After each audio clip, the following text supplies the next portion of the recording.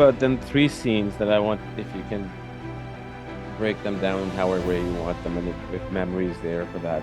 The three scenes that stand out for me to this day, I mean, there's amazing stuff throughout the film, but the hospital scene, right, when the T-1000 comes out of the floor, like Yeah. that, and then obviously running into the elevator, then the helicopter scene where the transition or the morphing or the movement happens towards the Pours end. himself into the Yeah, helicopter. yeah, Yeah. yeah. Yeah. And then obviously the ever popular, hasta la vista baby scene, like where he rips apart and the liquid starts coming together again. Yeah. Whichever order you want, if you can just talk about them a little bit about each of them, that'd be super cool.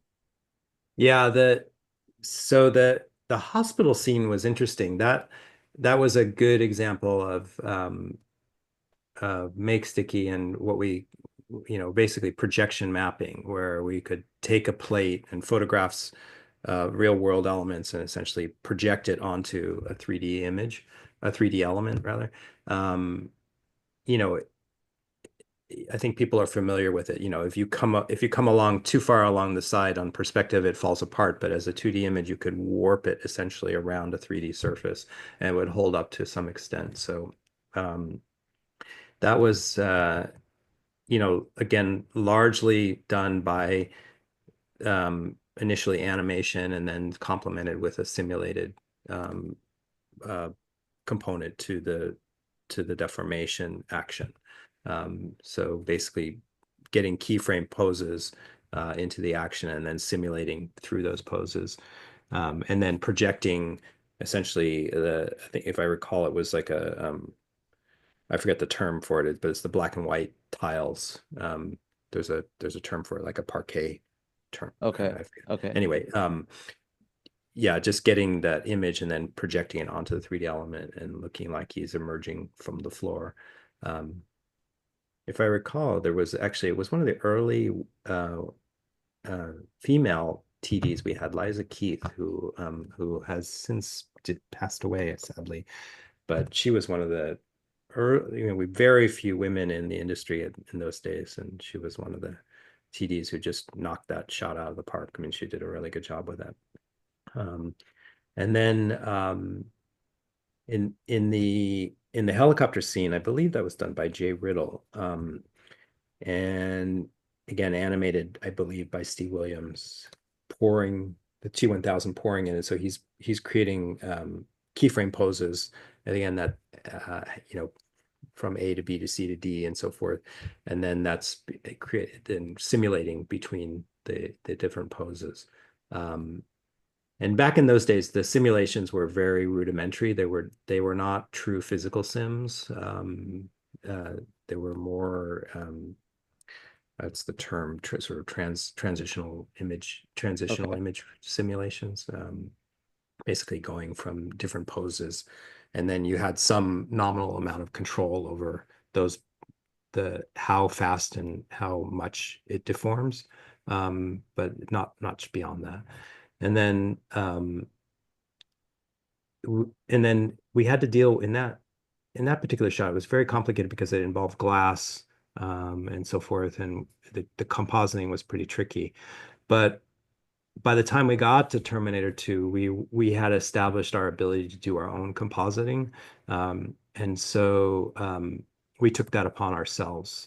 We had a group of developers creating simple composite tools for us. A lot of it was still command line, but there was some UI to it. I'm sorry about the phone. Do you want to pause for a second? Are you okay? Sure. Uh, Yeah, go ahead. um, yeah, I'm one of those people that still has an old landline. I don't know Oh, you why. do? I don't know why we have it because the only people that call are telemarketers. That's okay. It's all So good. we It's don't all good. bother.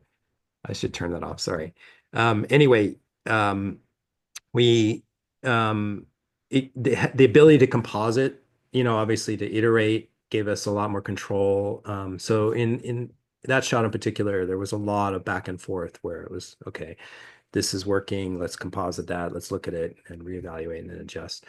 So there was a good fluid workflow between the animation, like TD, lighting, and compositing teams. And often, like I said, the TD was also the compositor.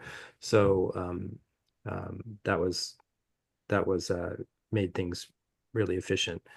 Um, and then what was the last one? It was The T-1000 Hasta La Vista, that's baby. that was Yeah, to be, yeah, yeah. yeah. That that was a custom simulation that took ages to do, I'm and sure.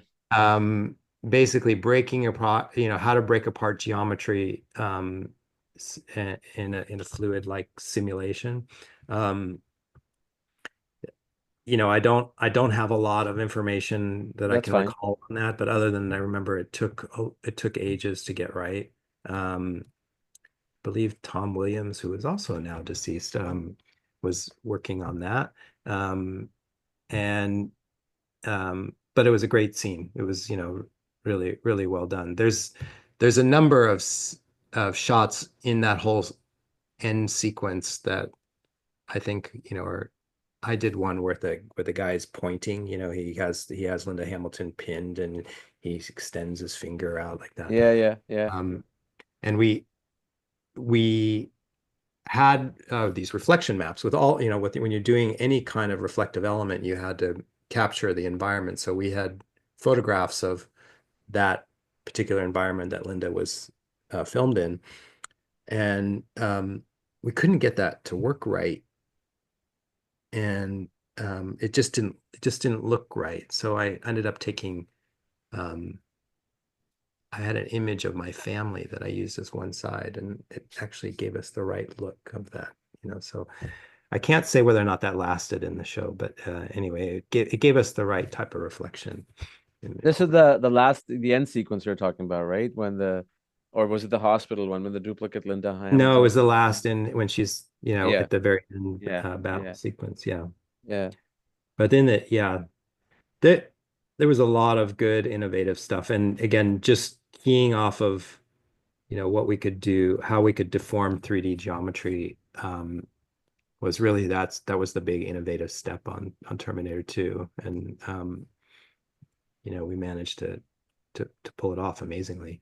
And then the floodgates opened from there. I mean, it was Yeah. from there it was we had Steven Spielberg calling, and we had Bob Zemeckis, asking us to do stuff, and um, we did we we I think we tripled in size again, and computer graphics started to take root. It was kind of sad in a way because the traditional means of doing visual effects, the ILM, had made its name obviously on the Star Wars movies and the Indiana Joneses and so forth, and you had this wealth of talent. Um, but there was a time there where our leadership, I think it was Ed Jones actually, who made the decision, let's try to cross-train people. You have us young bucks who are, skilled at using the box and, technically savvy, but just naive to the craft. And then you had these people in the other building doing traditional effects for, 20, 30 years at that point, and doing it, had essentially masters of the craft come over, and it was it was an incredible symbiosis of talent where we could change. I certainly benefited from it. You had teaching them how to use the box, and they were teaching you the craft and the art of filmmaking. So that was a nice thing. So on the backside of T2, that's kind of what happened. This internally, which was a nice thing for ILM. And I think they don't get enough credit for that, um, Mm. because that, they could have just said, okay, you guys, old school, you're going away. Good luck. Instead, what they did is they recognized that, we had this talent pool and we should try to leverage that.